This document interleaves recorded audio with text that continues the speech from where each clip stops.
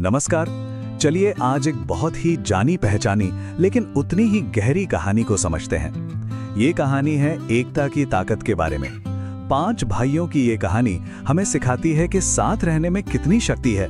तो आइए इस कहानी के गहरे मतलब को जानते हैं। तो ये कहानी है एक माँ और उसके 5 बेटों की। एक बहुत ही साधारण सा परिवार, लेकिन इसी सीधे साधे परिवार में एक ऐसी मुश्किल धीरे धीरे पनप रही थी जिसका हल जिंदगी का एक बहुत बड़ा सबक सिखाने वाला था।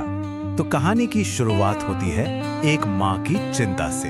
एक ऐसी फिक्र जो किसी भी परिवार की नींव को कमजोर कर सकती है। बात एक गांव की है जहां एक बुजुर्ग माँ अपने 5 बेटों के साथ रहा करती थी।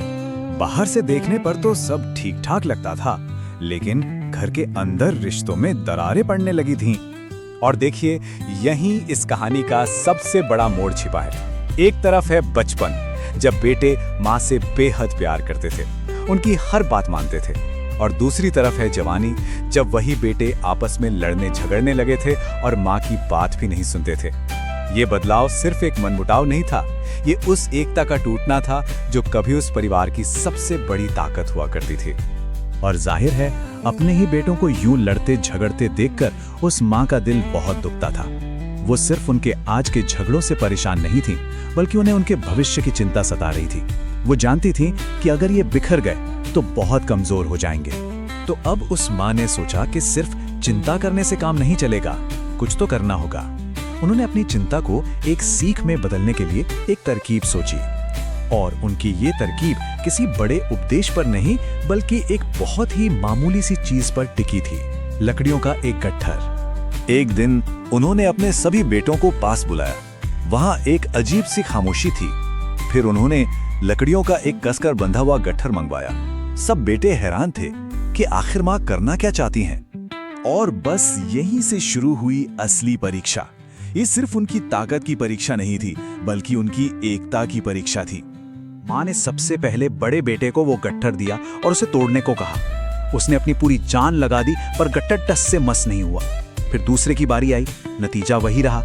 एक एक करके 5 ने अपनी पूरी ताकत आजमा ली, लेकिन कोई भी उस गट्ठर को तोड़ नहीं पाया। उनकी सारी शक्ति बेकार चली गई। तो जब 5 बेटे थक हार कर बैठ गए, तब माँ ने अपना अगला कदम उठाया। ये उनकी योजना का दूसरा और सबसे जरूरी हिस्सा था। अब बारी थी बिखरी हुई लकड़ियों की। माँ ने बड़े आराम से उस गट्ठर को खोला और सारी लकड़ियों को एक एक करके अलग कर दिया।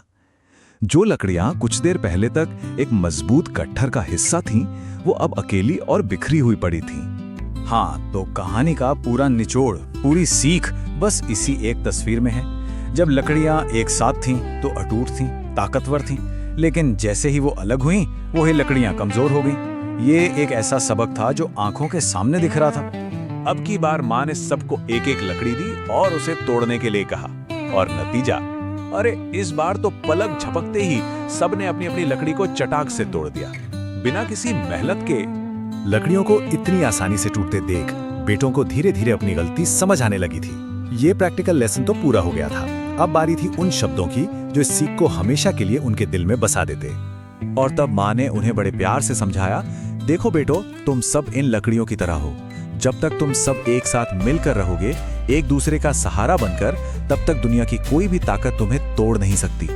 लेकिन जिस दिन तुम अलग हो गए, उस दिन तुम भी इन अकेली लकड़ियों की तरह आसानी से तोड़ दिए जाओगे।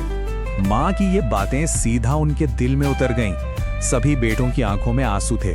उन्हें अपनी गलती का बहुत गहरा एहसास हुआ। उन्होंने अपनी माँ से माफी मांगी और एक दूसरे से वादा किया कि आज के बाद वो हमेशा मिलकर रहेंगे। और बस यहीं पर यह कहानी हमें अपनी सबसे बड़ी सीख देती है। एक ऐसा सच जो कभी नहीं बदलता, वो ये कि एकता में ही असली शक्ति है। जब हम साथ होते हैं तो मजबूत होते हैं, और जब बढ़ जाते हैं तो कमजोर पड़ जाते हैं। ये कहानी तो एक परिवार की थी, लेकिन इसकी गूंज हर जगह सुनाई देती है ना, हमारे समाज में, हमारे देश में और पूरी दुनिया में। तो ये कहानी हमें एक बहुत जरूरी सवाल के साथ छोड़ जाती है कि ये सदियों पुरानी सीख आज के जमाने में हमारे लिए सबसे ज्यादा मायने कहाँ रखती है। जरा सोचिएगा।